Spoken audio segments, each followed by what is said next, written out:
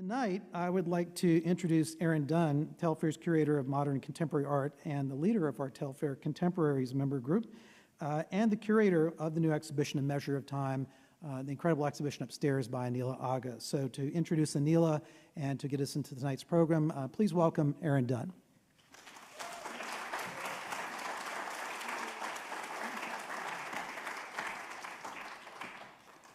Thank you, Harry, and thank you to the Telfair Contemporaries for coming out tonight. This is a really vibrant and wonderful group, and I'm excited to continue with lots of interesting, wonderful programs. And of course, one of the major parts of this group is the focus on working with living artists who are creating incredible time-specific and relevant work, and Anila is certainly one of those artists. So I'm so pleased to welcome you to her exhibition and lecture tonight. So I'm going to give a brief bio, but we're going to hear more from her. So Anila Quayyum Agha is a Pakistani-American artist who works in a cross-disciplinary fashion with mixed media.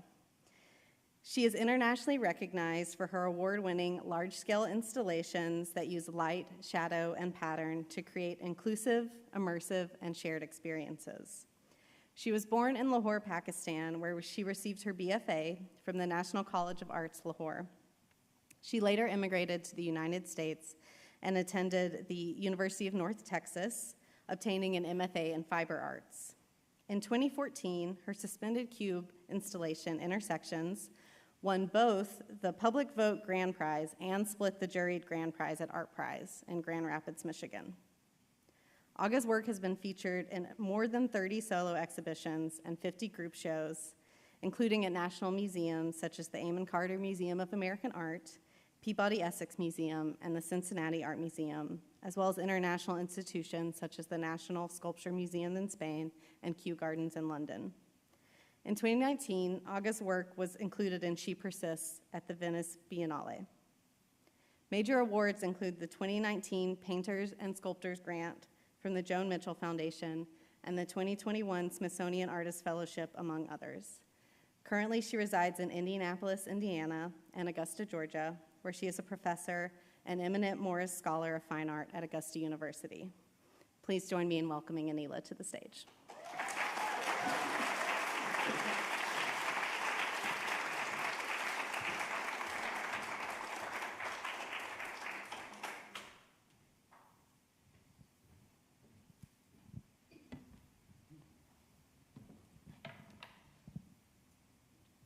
Anila, I first just want to say how wonderful it's been to work on this exhibition with you for the past few years. It's been so nice to have you in Augusta, where I visited you and completed several studio visits with you, and you came to Savannah and got to see our very weird gallery spaces, where we considered what we would do in those spaces and how we could incorporate your beautiful installations. And I wondered if you could speak a little bit to your background and growing up in Pakistan, and how you pursued what you were interested in. You were always interested in art, or you were encouraged in art in school, but your family kind of made you move in a more considered practical direction in terms of textiles.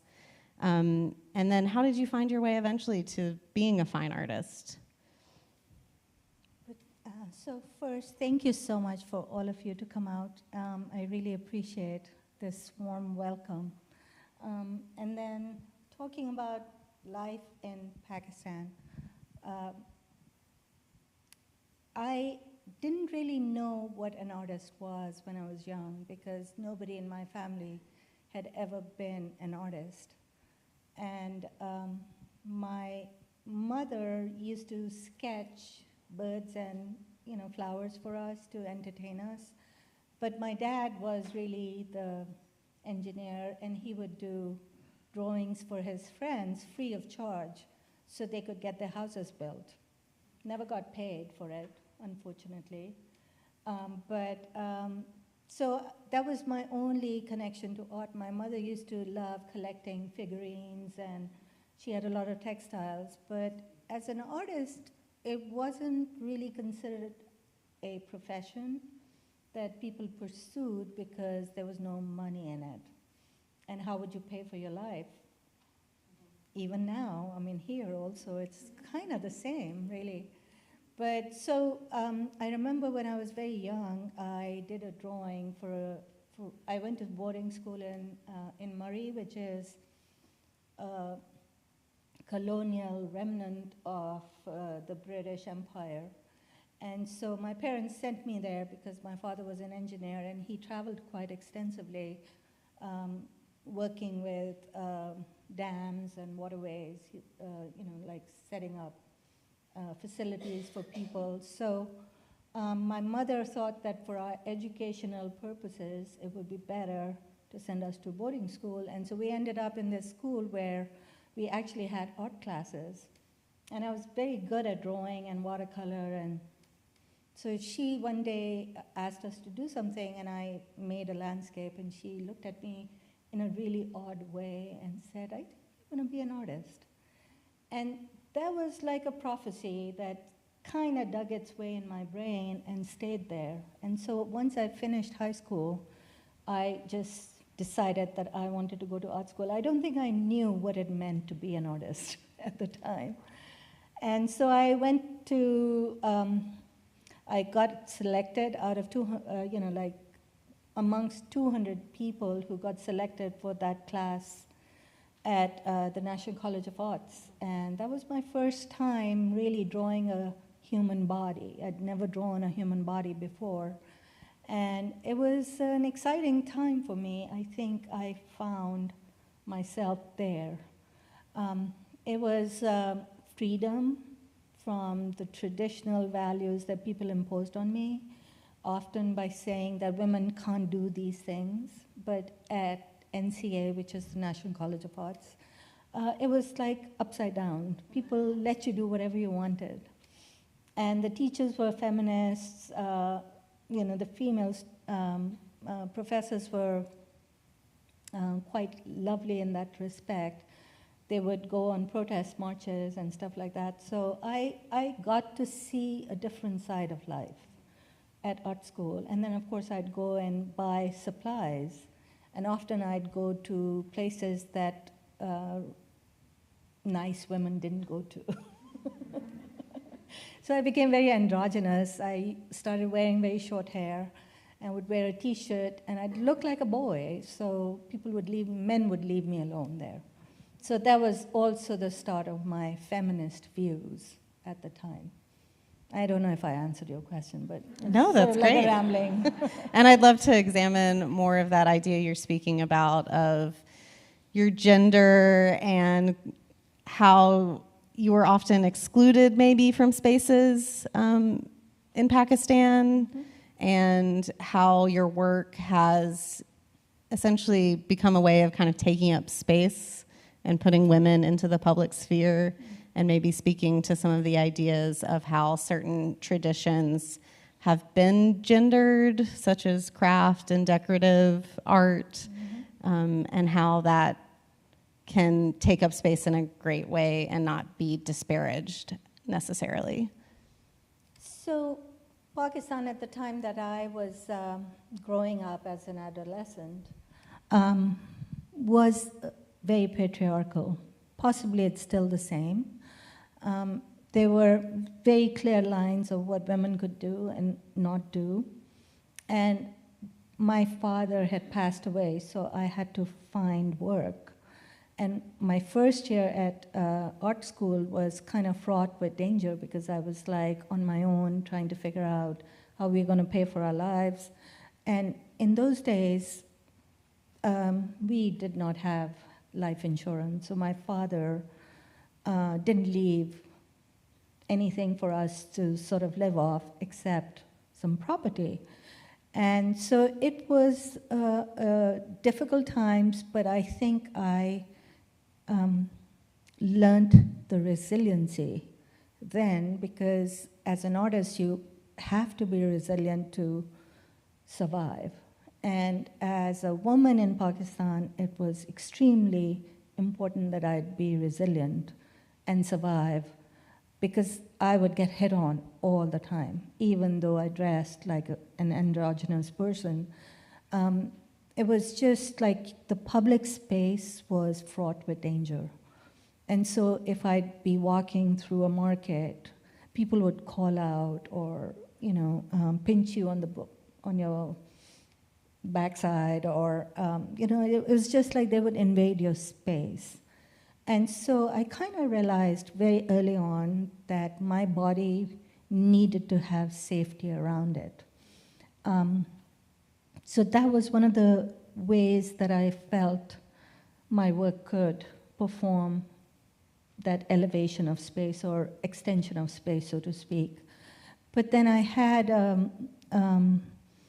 some other experiences that made me realize that if we have a space that is truly safe for women, then we need to extend it into the public space. And that meant taking up bigger, wider, higher spatial awareness for yourself and other women, and then that extended to minorities and refugees and people who often live on the outskirts of visible cultures, like their subcultures. And so for me, those realizations started very early on in my adolescent years, but continued to happen as I moved to the US. And then I lived and worked here, and I realized that it's not, you can geographically change locations, but things kind of are similar.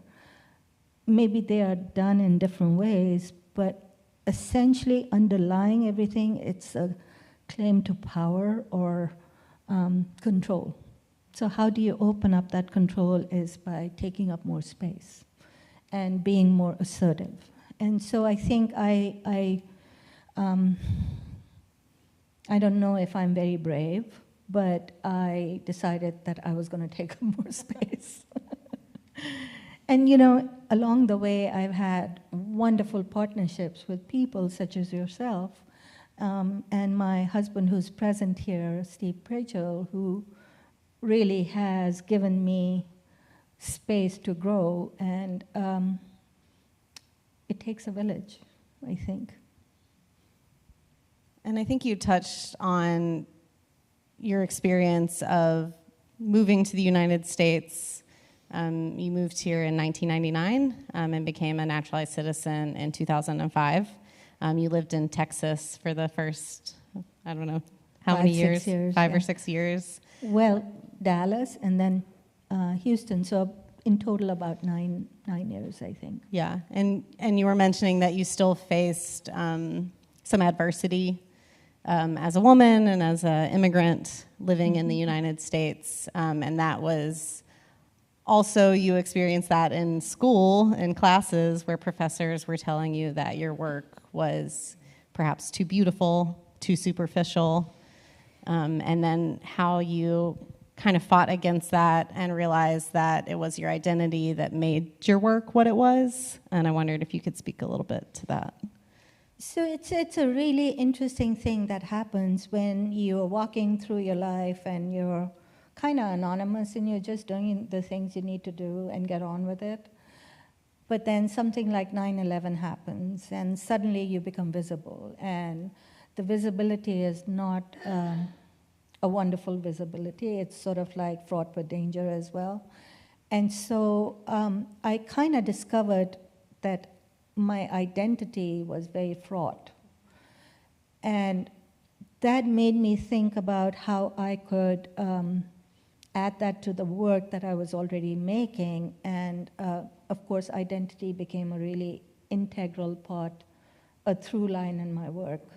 It was also because sometimes I'd face some misunderstandings of where I came from, whether I sat on the floor to eat food in Pakistan or had furniture or camels came to get you from the airport kind of stuff. And that was always interesting. Of course, one wants to explain where you come from. And so it became my goal to explain to people that, the subcontinent of Asia has a history that goes back 5,000 years and more. And so my goal was to explain where I came from and how deep the layers of history went. So that was one item. And then secondly, I kind of thought, you know, I'm a woman, I'm from Pakistan, I've lived here. I think I want to make space for women and people who often get excluded. And so that became another through line. And so that made me start to use embroidery that I'd learned when I was 5 years old, and you know, continued to work throughout my life. And after that, I kind of, having lived here and watched the United States become part of the Iraq War and the Afghani War and the Qatar War, you know, so many different wars that happened, I kind of also started realizing that all of these efforts are causing some of the worst climate changes that we are seeing because of the heat. And of course, you know, climate change is a natural phenomenon, but the amount of heat that we put into these types of things, where refugees and displaced people have to find life and safety elsewhere, kind of became very integral to my work as well, because it started encompassing everything that I was already doing in the studio. And you will see one of the works that upstairs that actually deals with it. In fact, both the sculptures actually deal with the idea of both loss and commerce. And so I think wanting to sort of like add value to the work of women and thinking about how, as a woman in Pakistan, I was sort of like a person who was considered childbearing and important in that way only. I wanted to change that. And then here as an immigrant, you know, I was often told at school that I shouldn't be using the materials I'm using. I should make work more like Jackson Pollock or people that, you know, contemporary artists of our times. And I'm like, you know, but that doesn't really sing to me. It doesn't work for me. Many artists, since I've become a professional artist that I've met over the years, I have realized that almost everybody works from their life, from their experiences. And I was often told to make work like somebody else. And so I think those were some of the experiences I had that sort of made me adamant that I will reference myself, my life, make work that makes me happy or makes me known, deals with identity, deals with the spaces that I'm creating for women and minorities. And so I think when you stick to your guns, it somehow adds power to your stroke, I think. And so I think it started helping me to expand and start thinking big. But there were many artists that I saw over the years that helped me also in expanding my vision. Well, one of the things I really love about your work is that it is very personal to you and your experiences, but it also has this extreme kind of expansive communal aspect to it. And I wondered if maybe we could back up a minute and just talk about your trip to the Alhambra in 2011 and maybe a little bit of that inspiration and your first cube work, Intersections, that made such a splash and that has continued to resonate throughout some of your work today, and thinking of how this idea of kind of internally lit, suspended cubes that cast shadows across the wall and incorporate the visitors, and this idea of kind of breaking down boundaries and creating this kind of communal space for everyone. So, you know, everybody should travel. Travel expands our minds. And so when I was a child, I had read about the Alhambra because the Moors had conquered southern Spain and built this beautiful palace there. And so once I became a professor at a university, it allowed me some funding. And I was able to travel to the Alhambra in Granada. And when I was there, I realized the potential of what I'd been told is not a good thing to do, meaning that I was surrounded by pattern on every single surface. There was woodwork, there was wood carvings, there was tile work around me, the floors were patterned, the ceilings were stuccoed but patterned, and I just thought that I'd arrived in this heaven made out of pattern. And I'm like thinking, why was I told not to do this? You know, I'm surrounded by this amazing, and it was also another thing that really struck me at the time that, you know, when I was at the Alhambra, I kind of sort of thought about this afterwards. How come I wasn't chased out of this space? Because, you know, it was very reminiscent of Pakistan, because we had a lot of medieval buildings in Lahore that actually looked like that. And often, you know, those were in mosques like a religious center. But in a country like Pakistan, a mosque is not just a religious space. It's a library, it's a wedding center, it's a community space. And so I'm also thinking about, like, how come I'm not being chased out of here? Because in Pakistan, women had a separate entrance into the mosque where you would pray separately from the man. And so I was like struck by these two things, and then on my return to Indianapolis, I decided to write this grant that allowed me to build a cube, because once I, you know, was walking around that space and I saw hundreds of people walking there and looking, and they were all had this look on their face of like wonder and amazement and just love. And I thought, like, you know, I'd like to do something like this once I get home. So I decided to build the cube, and the idea was to first make like a canopy over our heads and have light filter through. But the budget was not enough.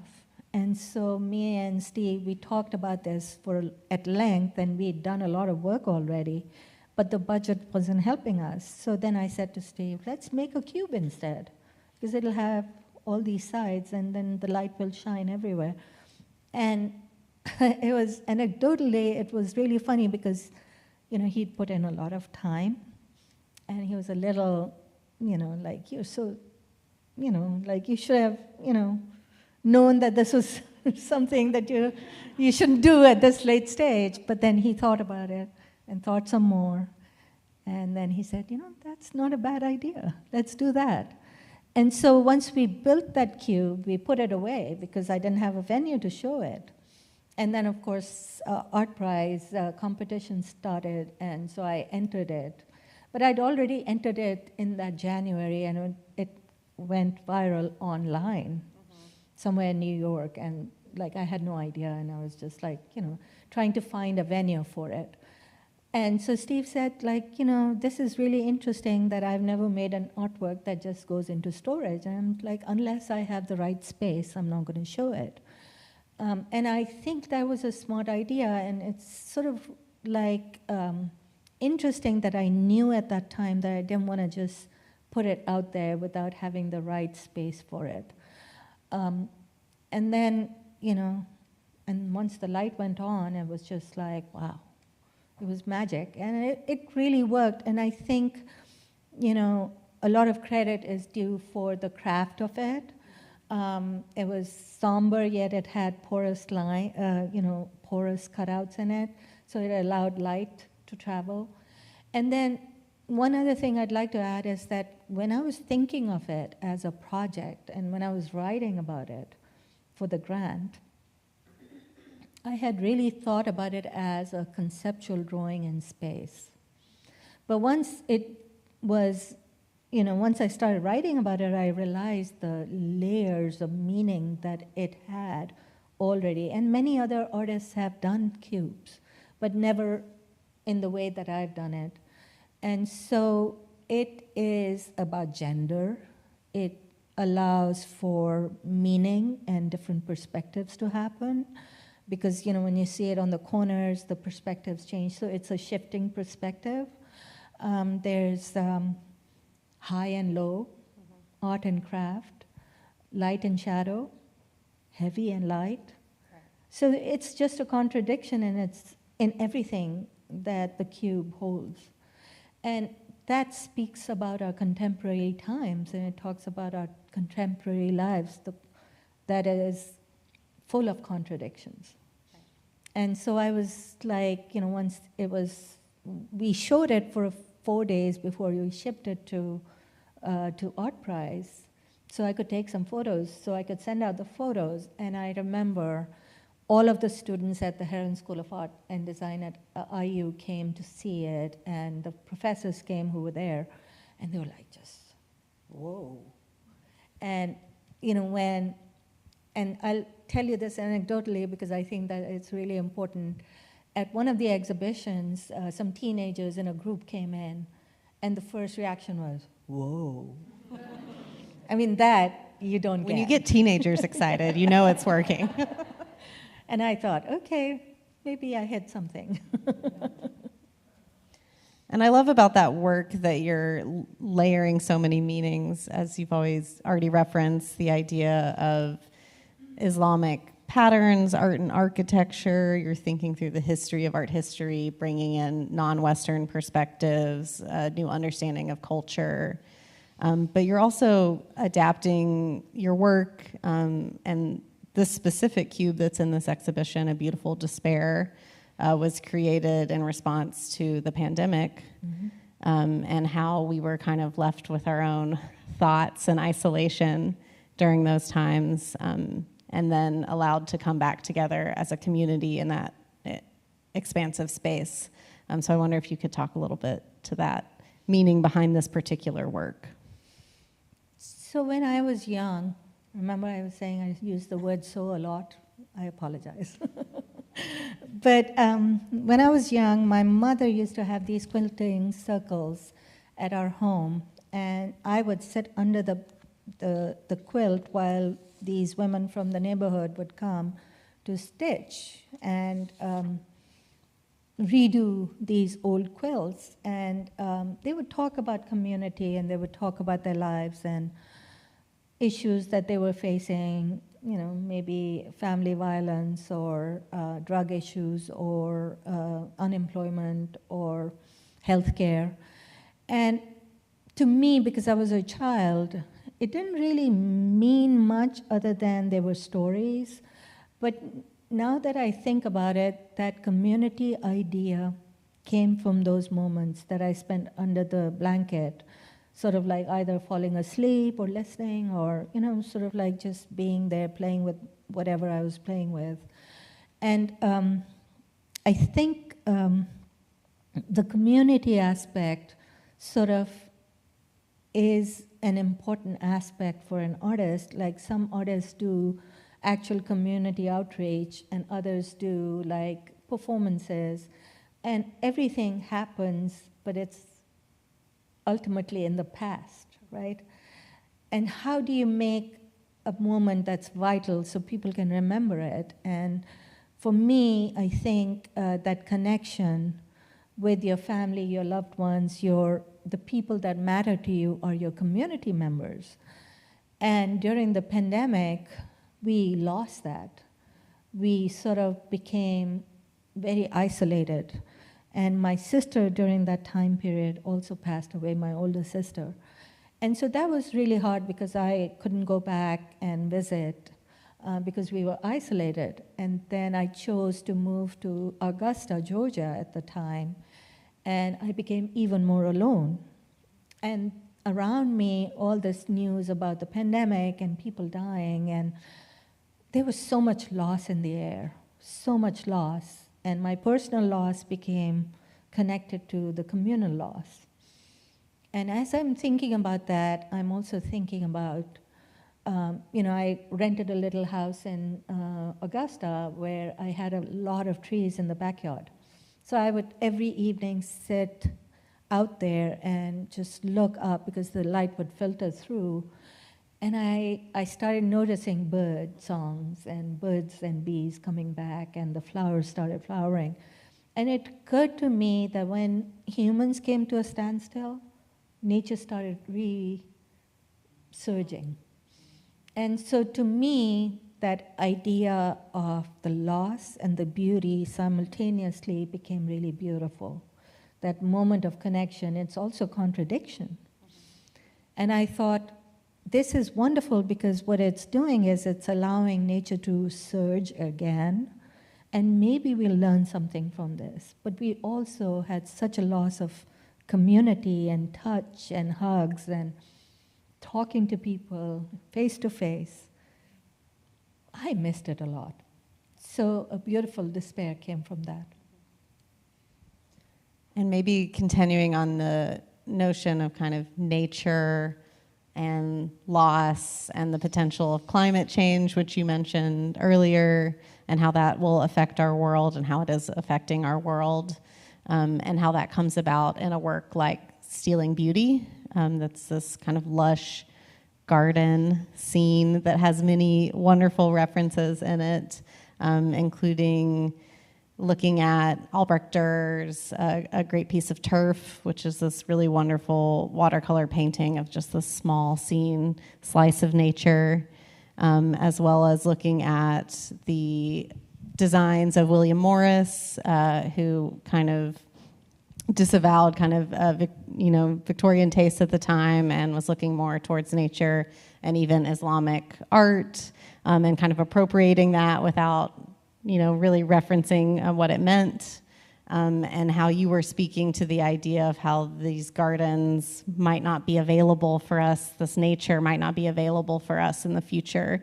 and that maybe we will just be looking at scenes of nature within a museum space at some point. Yeah, it's sort of like a dark piece in some sense, but a very well-lit piece in another sense. It sort of deals with commerce and trade winds that go to the east, extraction, our tendency to take from nature without giving back. Like we extract oil and then, the ozone is getting depleted and more problems, more and more hurricanes, more flooding, more people are gonna get affected by all this. And so I was thinking about the cycle of development that happens. And of course, everybody wants a good life. And so we continue to use and absorb and use more. But how do we think about Earth and the things that we find so beautiful? So during the pandemic, I kind of also thought a lot about nature around me because I was surrounded by these beautiful tall trees. And so it occurred to me that appropriation happens whether you like it or not because of trade and commerce. And the Silk Route, back in during the Renaissance, was a way that the Venetians brought a lot of goods from the east into Venice and then dispersed throughout Europe. And so that was something that I was thinking about. And then I kind of thought about Albrecht Dürer, who is one of my favorite painters from that time period. He was not a very nice person, I believe, I've read. But he beautifully, his art is just beautiful. So I was looking at that, and it occurred to me that little patch of turf that he drew was so immense. He made it so beautifully that it became a huge stature for me. And looking at that, I kind of thought about also some of the other appropriations that have happened over the years. Like Picasso, for example, was very inspired by the African masks. I don't know if he ever gave credit to them. It was all his creativity, right? So that also was part of the mix of thinking, how does one give credit to the place that you draw from and you take from? And so I wanted to kind of reappropriate one of the flower heads from William Morris's design and use it in my work. So it's it's an appropriation of an appropriation. And so in turn, I took something from his, and I also was inspired by Albrecht Dürer, and I wanted to kind of reference the Silk Route or the trade winds that went east and a lot of riches came to the West. And I just kind of think that, it was a way to sort of pay homage and maybe kind of also rectify some of the uncredits that were not credited, in a sense. So that's how that piece came about. It's made of stainless mirrored steel, so one can see oneself in it. And so whatever action you take in front of it, it's going to reflect back on you, because humans and nature are intrinsically attached. We can't live without it. Maybe the earth can live without us, but we can't live without it. And so it was a way to also reference that. So, and then some other things happened once that piece got made, was the reflected X-ray light that reflected on the opposite walls, and that was just like stunning to me. And I'm like, because I'm a living artist, I can learn from all of the things I do. And so I got really excited about it. It's also got fractured shadows behind it, so shifting perspectives, dealing with the idea of how meaning can change for different cultures, different ethnicities, different types of backgrounds. And so it has that. So it's an extremely layered piece as well. Yeah, I love how the complexity of meaning and layering is literally physically shown through the work, through those shadows behind the tangle of florals that you have as the stainless steel works. And I also think it's really interesting about your work that you are tackling these hard issues in contemporary culture, but again, doing it through light, through reflection, through community, through beauty, which we don't have to say is a negative word. And maybe we can turn towards your drawings or your works on paper, which are mixed media works that are using multiple textile processes, and think about how those are requiring a little more introspection, a little more intimate looking, and how you're addressing issues through those works, which we see a little bit more of your hand in, because you're physically sewing them together. Mm-hmm. Those works on paper require intimate viewing, because you have to kind of see the layers up close and personal. And it's also because women's work has been undervalued for so long. I was really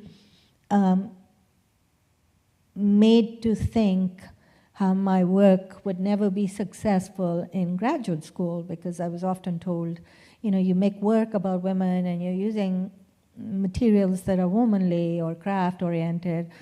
I don't know if you're ever going to make it, but maybe you can be a teacher, that kind of thing. And I think decades later, I think back on those times and I think, in a sense, that was actually not a bad advice in some ways, because it made me think deeply about what beauty meant here and what beauty means in the East, and how cultures differentiate from each other. And so I think the effect of, and probably all of you saw this during the pandemic, because a lot of women had to go back home, give up their professions and their jobs so they could take care of their families and older people and children. So time, expended on looking after, nurturing again. And often that work was not paid and has not been paid for a very long time. And so when one as a student is told that your work is not going to be valued because you are an ethnic woman who's making work about women and using womanly crafts to do it, that kind of put me in my teeth on edge, and I said, well, I'm just going to keep doing it. It became very subversive for me to do it, and I decided to do it because, and of course to expand it, to make it bigger, to add light to it, which is through the beads, the glass beads that I use, just to add complexity to it and elevate women's work. And for me, that's really important as well. So I continue to do it. It's the love and the bane of my life because it takes so long. It's so laborious. So it's highly laborious act to stitch paper. And of course, I decided to use the most difficult material to stitch because it wrinkles. It is hard to move. All of those things because I wanted to kind of add the labor to it. And that in itself talks about the undervalue of people who do service industry work or work that may not get much money, like teachers, for example, or healthcare workers, or, so all of that you can kind of see as being less valued, and CEOs of company get this extensive salaries and stuff like that. And so I think that was the crux of where I started from, to increase validation and value. And hopefully it comes through. Well, I'm noting the time, and I want to make sure that we have enough time at the end of this for people to go up and see the exhibition if they didn't get a chance to during the reception. So we probably have time for 2 or 3 questions from the audience, if there are any at this time.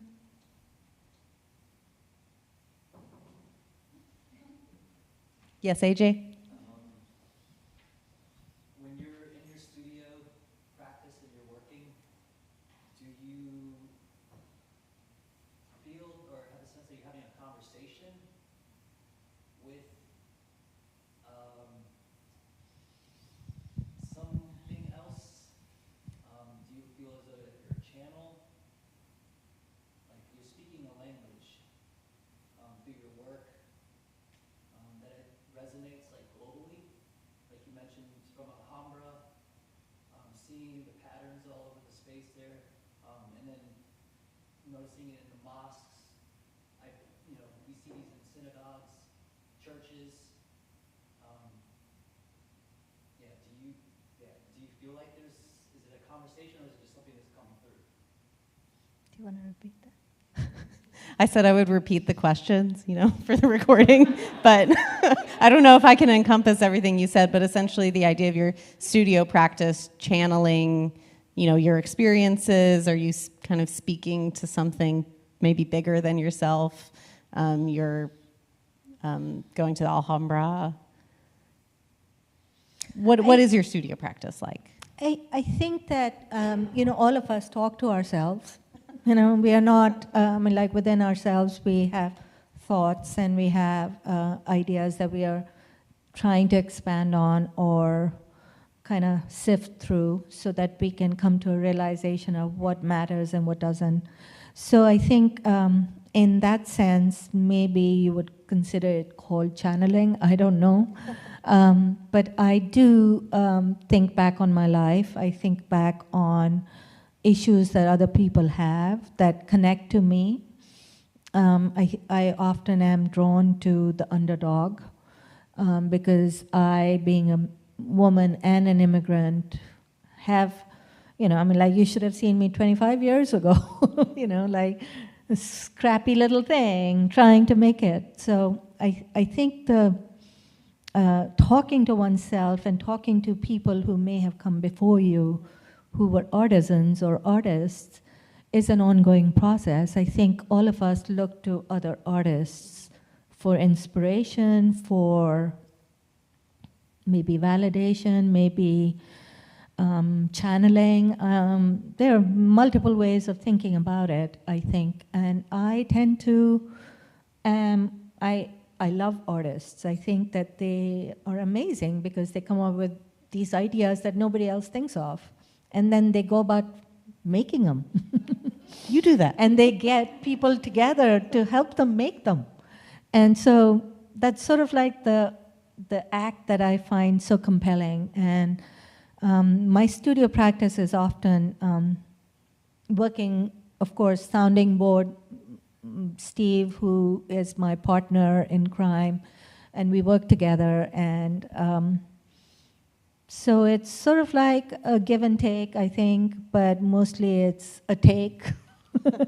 I want this, I want to build this, I have this idea, how can we explore it? And then, of course, I spend a lot of time alone in the studio, so maybe I'm talking to my memories or my own body. I listen to, books on tape. I listen to podcasts. I watch detective shows, which are really, they help a lot, especially British detective shows like, they solve problems, and I'm solving problems in the studio. So it all helps. I think it's a way to communicate with what's around me, thinking about contemporary issues and how they affect us. I wonder if I answered your question, but it's a ongoing process. It's like a tide coming in and going out, like the ocean. It's hard to contain.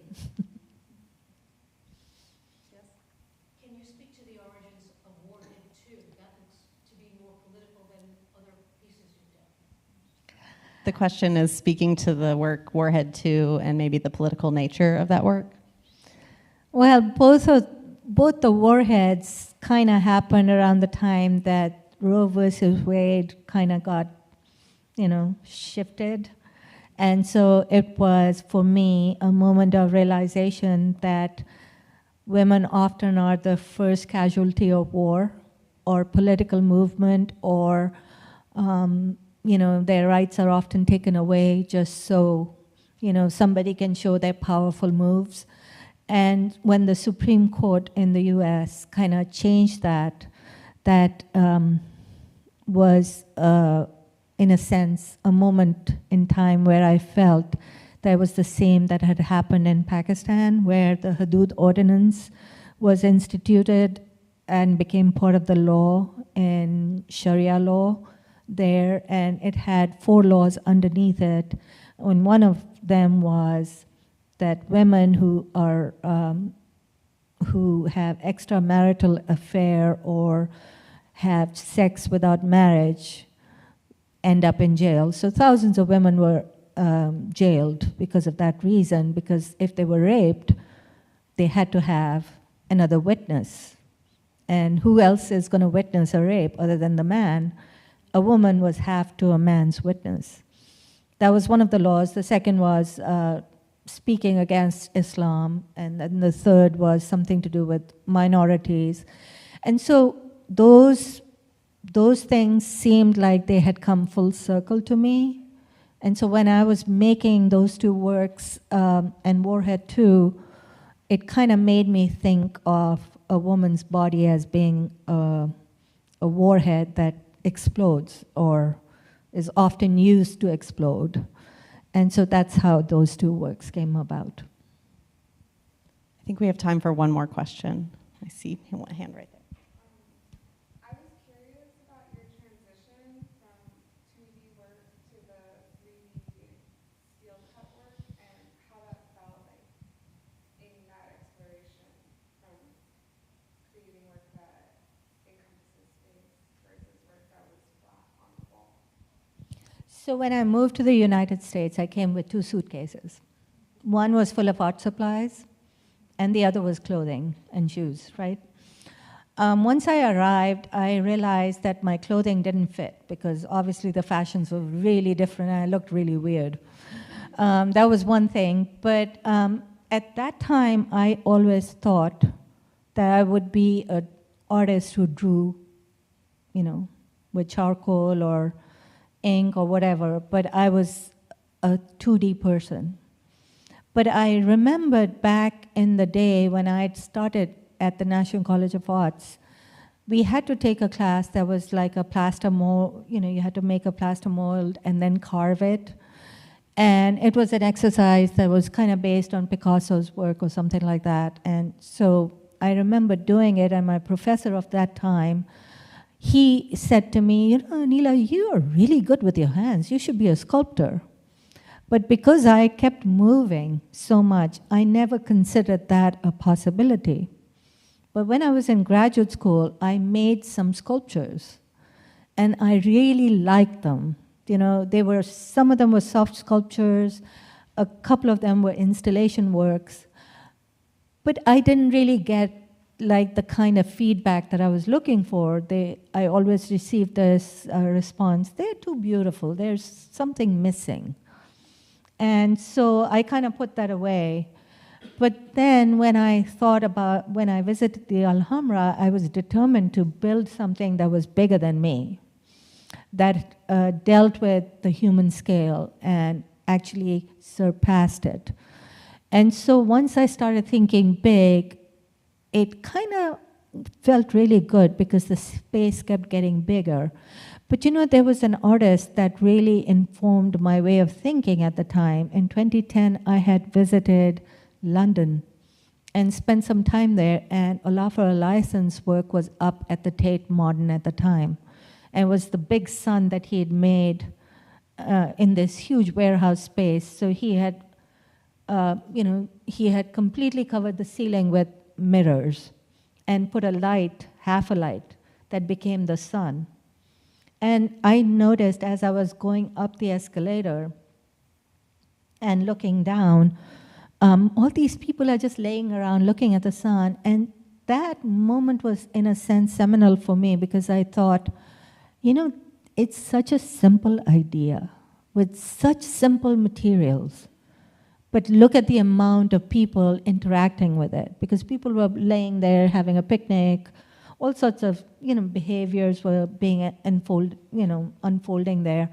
And I'm like thinking, this is a way to think bigger, think of how one can expand a simple idea and make it so it encompasses you, it builds upon activity. And so I think that was probably that, and the visit to the Alhambra kind of helped me blossom, expand. And then I said to myself, I'm not going to listen to criticism of that nature anymore. Although I did have some doubts when I was making the intersection piece, because it was going to, ultimately when I exhibited it, it was exhibited in Grand Rapids, and it's called the Bible Belt. And I was worried that, and then the way, once the exhibition was installed, the museum staff started directing people a certain way. So there were two large installations at the time. I don't remember the name of the person who did the photographs in the adjoining gallery, but it was this photographer who had been embedded in a platoon in Afghanistan.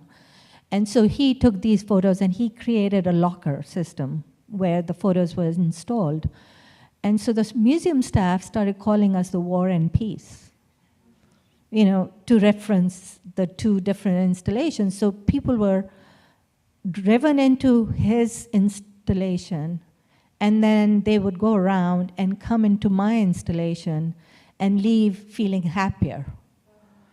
And, but they were doing the circle the Kaaba kind of thing, where because of the crowd control, they were moving them around and then exiting from a side door. And that's when I said to Steve, I'm really kind of scared. What happens? And then Steve said, yeah, if politically something happens, this could be our, this will be it. But thankfully, nothing of that nature happened. And in fact, it brought people together there. And it was just a real transformational moment to realize that something of that nature, beautiful, awe-inspiring, sort of, spiritually guiding you to something to be better, was actually very successful. So it worked out really well. And I love making big work. I love thinking big now. Yeah. So I think that's a wonderful place to end, to think about coming together within a space as a community. And there's a few minutes left where you all can go up and experience the exhibition, but it will be open through September 15th. So make sure that you continue to come back again and again. And I'd love you all to help me give Anila a round of applause tonight. Thank you.